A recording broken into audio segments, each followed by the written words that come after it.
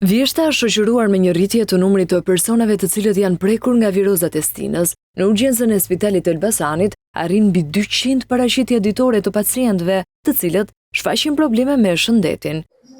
Duket se fundi muajit shtator, ndoshta edhe nisja e shkollave ka riaktivizuar viroza testinës, si paraqitet situata në urgjencën e Elbasanit, sa paraqitet kemi në 24 orë dhe ndoshta cilat janë ato simptomat më të shpeshta.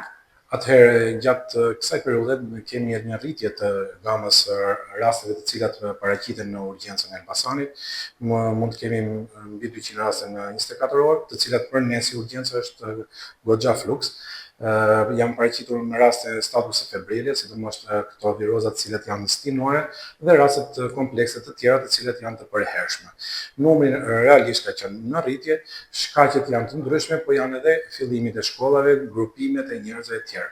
Situata e ngarkuar paraqitet edhe në pavionin e pediatrisë. Mbi 100 pacientë të vegjël paraqiten në ditë në spital me simptoma virale. Mjekja e shërbimit të pediatrisë thotë se rikthimi në shkolla u shoqërua edhe me një rritje të përhapjes së virozave. Që nga fundjava e kaluar, është rritur numri i rasteve në pediatri.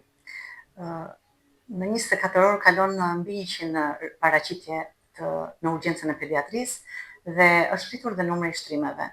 Viroza gastrointestinale ja la vendin virozës respiratore, e cila komplikohet edhe me bronkopneumoni, me temperaturë, me otite, me faringotonsilite dhe këta është shkaqet që ne i shtrojmë fëmijët kur temperatura persiston dhe gjendja e fëmijës nuk është e mirë, janë rastet që ne i kemi të shtruar në pediatri. Veç rasteve me viroza testinës, mjekët kanë hasur edhe një rritje të numrit të personave që preken nga COVID-19. Ato thonë se shtrimet në spital në këtë periudhë janë dyfishuar. Gjithashtu kemi pas dhe raste të cilat ne vazhdojmë me atë ritmin e kontrolleve të rasteve të cilët mund të jenë dhe me Covid, të cilat na kanë dalë tek tokë dhe raste të cilat kanë qenë raste me Covid. Pra, e cek këtë problematik për arsye sepse ne tashmë i dim ato rregullat, pra që në moment që ne kemi një viroz mos rrim bashkë me njerëzit, pra të ruajmë masat që ne kemi qenë që kur ishim në kohën e Covidit, që ne tashmë jemi mësuar.